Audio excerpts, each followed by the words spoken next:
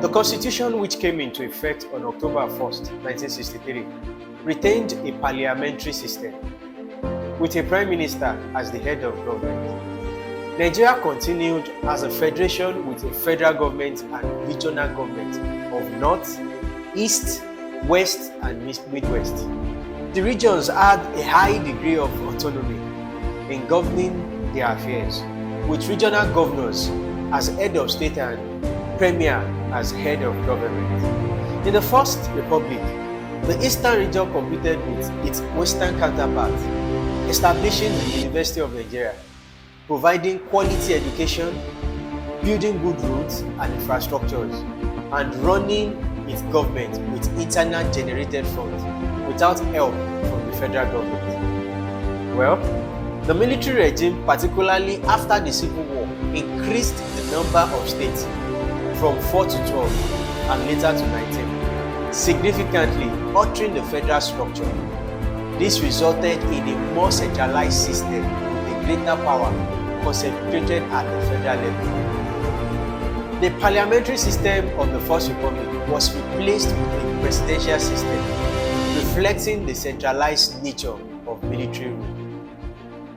Looking at the Nigerian 1999 Constitution, can we soberly and honestly say that it has the consensus of the Nigerian people?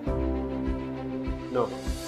It is regrettably and unfortunately that many Nigerians do not know that the 1999 Nigerian Constitution is a military decree, with clauses protecting them and their loot of our commonwealth before handing over power to civilians. Years later, civilian governments have shamelessly and for their selfish gain refused to question the validity of the 1999 Constitution. They have continued to benefit from it while running Nigeria on a defective and faulty foundation. Even our colonial masters understand the need for referendum in governance. That is why Britain recently had a vote in referendum. Italy also voted in referendum to change from bicameral parliamentary system. Gabon is voting in a referendum on whether to adopt a new constitution that would pave the way to democratic rule after the military disposed President Ali Bongo, ending 55 years of rule, by his family in the oil-rich nation. In Nigeria, there are agitations that have been rocking our unity for ages.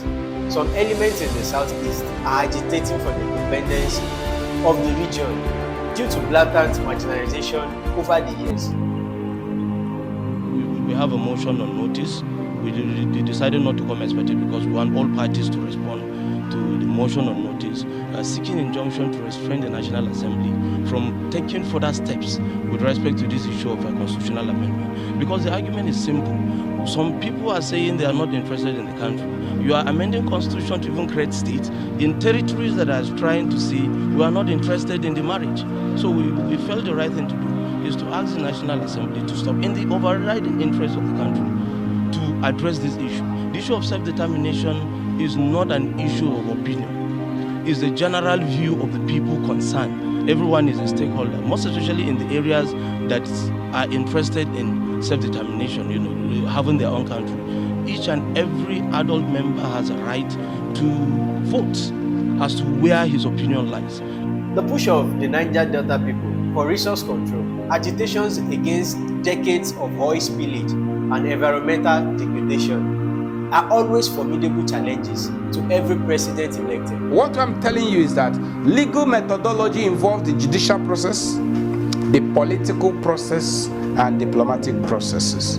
Of course, the political process also entails passing bills. People talk about referendum. I hear children on the road say, we want referendum, we want referendum. And when you ask them to tell you how referendum is got, they don't know. It's a dubious error that there is no referendum in the 1999 Constitution, despite a series of amendments it has undergone. From what it used to be, many people used to argue that the Constitution is not the problem. It is the people who are managing the Constitution that are not doing well. The illiteracy and ignorance of that proposition has been exposed by the recent happenings in the country so that everybody can see that the Constitution is at the 1999 constitution, the unitary constitution of Nigeria, is at the center of all the problems Nigeria is contending with.